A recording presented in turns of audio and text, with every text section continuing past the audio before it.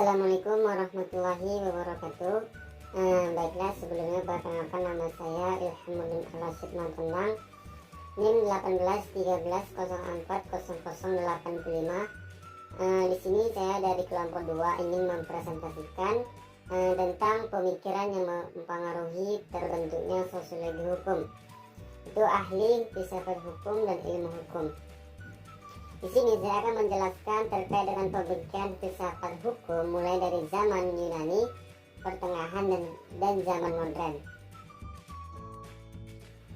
Yang pertama, saya akan menjelaskan terkait dengan pemikiran filsafat hukum mulai dari zaman Yunani, pertengahan dan modern. Zaman Yunani kuno bermula pada abad 6 Masehi sampai abad 5 Masehi, di mana rakyat Yunani telah berdiam pada suatu wilayah yang disebut sebagai polis.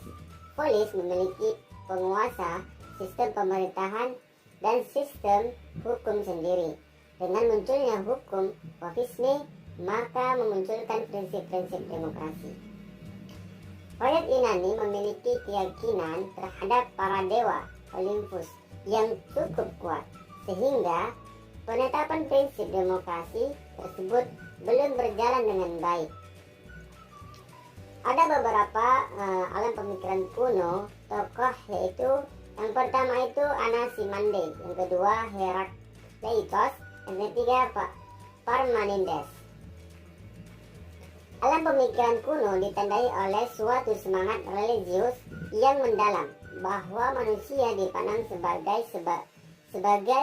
bagian dari semesta alam. Jadi dapat disimpulkan dari beberapa pendapat filsuf yang pertama, hukum tidak terbatas pada manusia saja, namun juga meliputi semesta alam. Pada masa itu belum dibedakan antara hukum alam dan hukum positifnya. Keduanya dianggap sebagai bagian dari aturan ilahi. Orang yang melewati batas aturan akan mendapatkan balasan karena kesombongannya.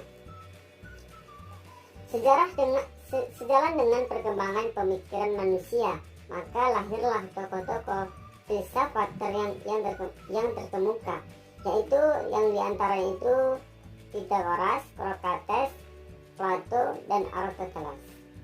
Saya sedikit menjelaskan terkait dengan Socrates. Pada zaman Socrates, kaum sofis mulai dikenal dengan adanya sistem demokrasi, di mana rakyatnya lah yang berwenang menentukan isi hukum. Kaum sofis tidak mengakui keberadaan ataupun kebenaran objektif, yakni di mana menolak kebenaran hukum yang dikeluarkan oleh penguasa. Sedangkan Socrates menolak pendapat itu dan menentukannya. Menurut dia, hukum dari penguasa itu harus ditaati. Hal ini untuk mencegah ketidakpercayaan terhadap hukum. Yang kedua itu saya akan menjelaskan tentang abad pertengahan. Pada abad pertengahan ini ada beberapa tokoh pada abad pertengahan, yaitu salah satunya Augustinus, yaitu 354 sampai 430, dan Thomas Aquinas 1225 sampai 1275. Pemikiran pada tokoh ini tidak bisa terlepas dari pengaruh filosof zaman Yunani kuno. Pada abad ini muncul pemikiran tentang adanya hukum yang abadi yang berasal dari Tuhan atau lex aeterna. Hubungan antara penguasa atau negara dengan gerja menjadi isu hangat pada abad pertengahan ini. Selanjutnya saya akan menjelaskan terkait dengan zaman modern. Zaman modern, hukum positif tidak lagi bergantung pada rasio Tuhan, sepenuhnya pada rasio manusia. Rasionalisme muncul di Prancis sejalan dengan hadirnya Descartes, di mana ia menyatakan bahwa hukum dipisahkan oleh Dasein dan Solem, yang mana berkembang menjadi positivisme hukum. Berikutnya di Inggris lahir aliran empiris. Tokoh-tokohnya ialah Hobbes, yang mana pada tahun 1958 sampai 1679, dan John Locke itu pada tahun 1632 sampai 1704. Mungkin sampai di sini yang dapat saya sampaikan, lebih kurangnya mohon maaf. Dan saya akhiri, assalamualaikum warahmatullahi wabarakatuh. Perkenalkan, saya Sari Andini dengan NIM 1813040139. Di sini saya akan menyampaikan materi dengan judul Mazhab Hukum Alam atau Aliran Hukum Alam Irasional dan Rasional. Secara historis, hukum telah berkembang sejak kurun waktu 2500 tahun lalu dan muncul dalam berbagai bentuk pemikiran. Gagasan mengenai hukum alam didasarkan pada asuransi bahwa melalui penalaran. Secara sederhana, menurut sumbernya, aliran hukum alam dapat dibedakan dalam dua jenis, yaitu yang pertama, aliran hukum alam irasional. Aliran ini berpendapat bahwa hukum yang berlaku universal dan abadi bersumber dari Tuhan secara langsung. Pendukung hukum alam irasional, yang pertama Thomas Aquinas, yang kedua John Salisbury, yang ketiga Dante Alighieri, yang keempat Pierre Du Bois, yang kelima John Wycliffe. Selanjutnya pendukung hukum alam rasional, yang pertama Samuel van du Vendorp, yang kedua Immanuel Kant, yang ketiga Lawrence M. Friedman. Baiklah, sekian, terima kasih. Assalamualaikum warahmatullahi wabarakatuh. Baiklah, saya atas nama Elnita, NIM 1813040084 dari kelompok 2 akan mempresentasikan materi yang ketiga dan yang keempat, yang mana materi yang ketiga ini membahas tentang mazhab positivisme hukum. Mazhab positivisme hukum, aliran hukum positif analitis atau aliran hukum murni Han Kelsen. Mazhab positivisme berangkat dari asumsi ilmu-ilmu alam, satu-satunya ilmu pengetahuan yang secara universal adalah valid. Positivisme hukum ada dua. Yang pertama, aliran hukum positif analitis. Tokoh aliran ini adalah John Austin pada tahun 1790 sampai 1859. Yang kedua, aliran murni Han Kelsen pada tahun 1881 sampai 1973. Tokoh yang terkenal dalam aliran hukum murni ini adalah Han Kelsen.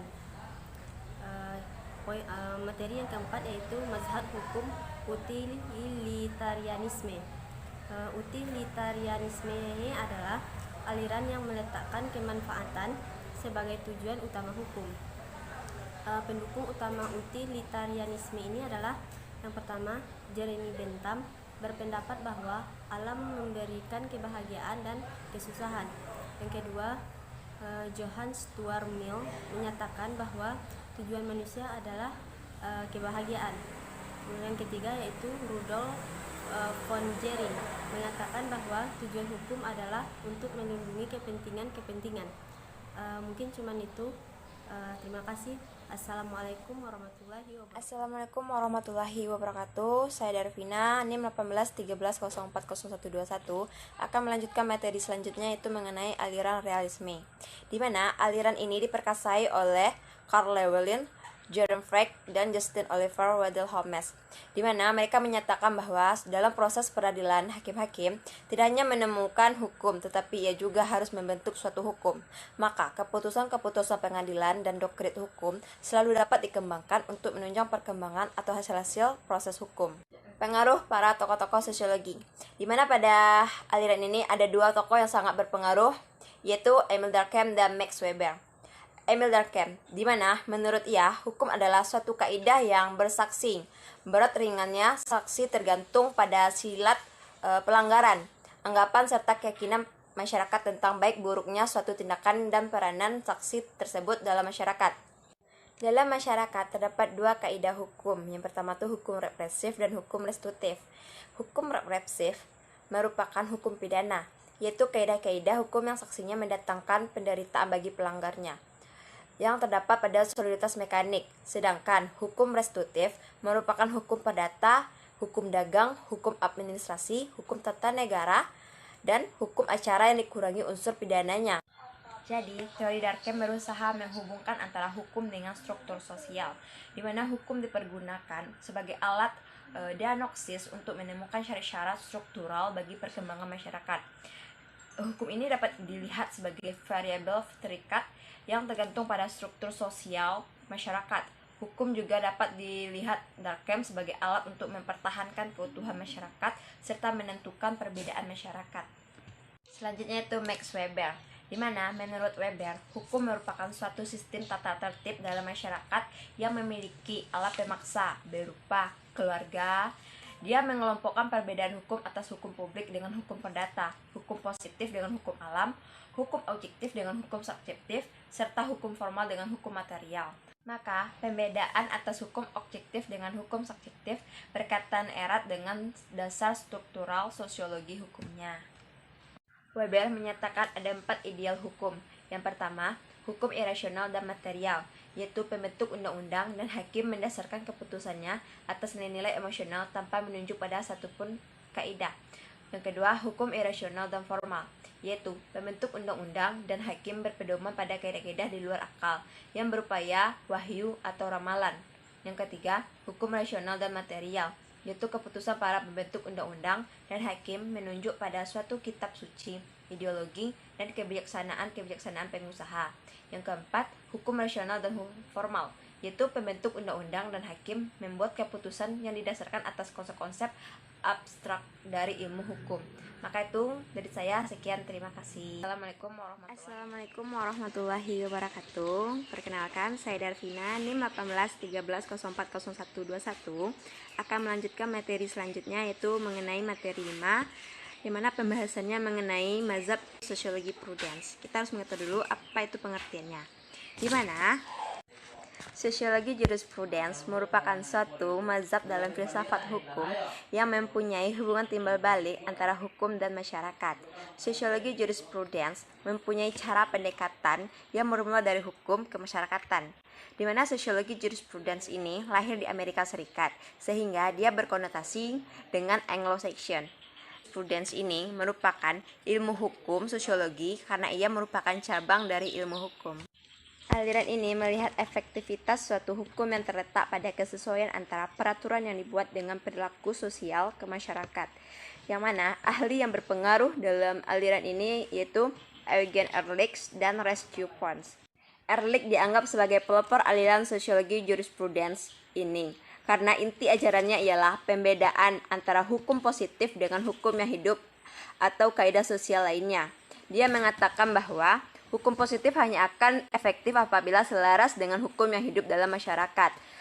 Sehingga mengenai pusat perkembangan hukum bukan termasuk atau terletak pada badan-badan legislatif atau keputusan lembaga yudikatif, tetapi terletak di dalam masyarakat itu. Sedangkan ajaran Pons menonjol tentang apakah hukum yang ditetapkan sesuai dengan pola-pola perilaku masyarakat atau tidak, sehingga dia sangat menganjurkan untuk mempelajari hukum sebagai suatu proses yang dibedakan dari hukum yang tertulis. Selanjutnya itu mengenai kelebihan dan kekurangan dari sosiologi jurisprudence. Yang pertama itu kita harus mengetahui kelebihannya dulu. Kelebihannya itu di mana ia memperhatikan hukum yang mencerminkan nilai-nilai yang hidup serta diperlukannya oleh masyarakat. Sedangkan kekurangannya itu dia tidak dapat memberikan kriteria yang jelas yang dapat membedakan norma hukum dari norma sosial lainnya. Maka itulah materi yang dapat saya sampaikan. Sekian, terima kasih. Apabila salah kata, mohon maaf. Assalamualaikum warahmatullahi wabarakatuh. Bismillahirrahmanirrahim. Assalamualaikum warahmatullahi wabarakatuh. Perkenalkan, nama saya Febrional, NIM 1813040120. Baiklah, saya akan menjelaskan materi saya tentang menjelaskan mazhab sejarah hukum Islam. Pertama ialah mazhab sejarah lahir pada abad ke-14, yaitu pada tahun 1914. Mazhab sejarah ini muncul akibat reaksi kepada para pemuja hukum alam atau hukum kodrat yang berpendapat bahwa hukum alam itu bersifat rasionalistis yang ditentukan secara historis. Yang ditentukan secara historis itu ialah waktu dan tempat. Mazhab sejarah itu ada dua aliran kepercayaan. Yang pertama, kepercayaan rasionalisme, yaitu kepercayaan kepada hukum alam. Yang kedua, kepercayaan kepada zaman. Baik, terima kasih penyampaian materi saya. Wabillahi taufiq wal hidayah. Assalamualaikum warahmatullahi wabarakatuh.